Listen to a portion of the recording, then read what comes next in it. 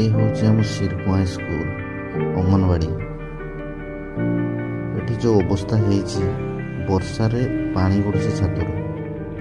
ବର୍ଷା ଆରମ୍ଭ ହେବା ସହିତ ଅଙ୍ଗନବାଡ଼ି କେନ୍ଦ୍ରର ଛାତରୁ ପାଣି ଗଡ଼ୁଛି। ଫଳରେ ଛୋଟ ଛୋଟ ଶିଶୁମାନେ ବିପଦରେ ମଧ୍ୟ ପାଠ ପଢ଼ୁଥିବାର ଅଭିଯୋଗ ହେଉଛି।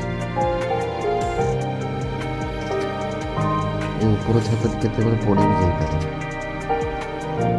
ଏ ଭିତରେ ଷ୍ଟୋର ରୁମ୍ ଅଛି। ଅଙ୍ଗନବାଡ଼ି ଦିଦି କହିବା କଥା, ଉପର ଅଧିକାରୀଙ୍କୁ ବହୁତ ଥର ଏ ବିଷୟରେ ଜଣାଇଲା ପରେ ମଧ୍ୟ ସେମାନେ କିଛି ଶୁଣୁନାହାନ୍ତି।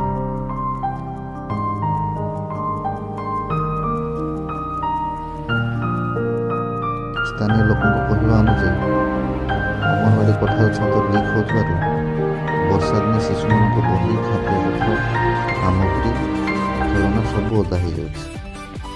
ଏବେ ଅଙ୍ଗନବାଡ଼ି ଦିଦି ଷ୍ଟୋର ରୁମ୍ ଦେଇ ଖୋଲୁଛନ୍ତି। ଏ ଭିତରେ ଦେଖନ୍ତୁ କିଛି ନାହିଁ, କିଛି ରଖା ହେବନି। କାହିଁକି? ଉପରୁ ବର୍ଷା ପାଣି ପଡ଼ୁଛି। ପଡ଼ିବା ଫଳରେ ଯେତେ ଖାଦ୍ୟ, ବହି ବସ୍ତାନି, କାଗଜପତ୍ର ସବୁ ନଷ୍ଟ ହେଇଯାଉଛି। ଛୁଆଙ୍କ ଜୀବନ ବିପଦ ହେଉଛି। ଉପର ଛାତକୁ ଦେଖନ୍ତୁ, ପୁରା ପାଣିରେ ସେ ରୋଡ଼ ଦେଖାଗଲାନି ପାଣି ପଡ଼ି ପଡ଼ି। ଭିତରେ ପୁରା ପାଣି ପିଏ। ଏତେ ଛୋଟ ଛୋଟ ଛୁଆ ପାଠ ପଢ଼ୁଛନ୍ତି। ଚମ୍ପୁଆ ବ୍ଲକ ଭୂଇଁପୁର ପଞ୍ଚାୟତ ଶିରକୁଆର ଅଙ୍ଗନବାଡ଼ି କେନ୍ଦ୍ର।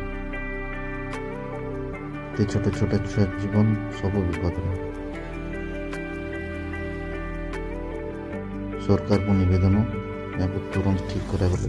ଦେଖନ୍ତୁ ବାସ୍ ସବୁ ଜିନିଷ ସବୁ ସାଇଡ଼ରେ ରଖାଯାଇଛି।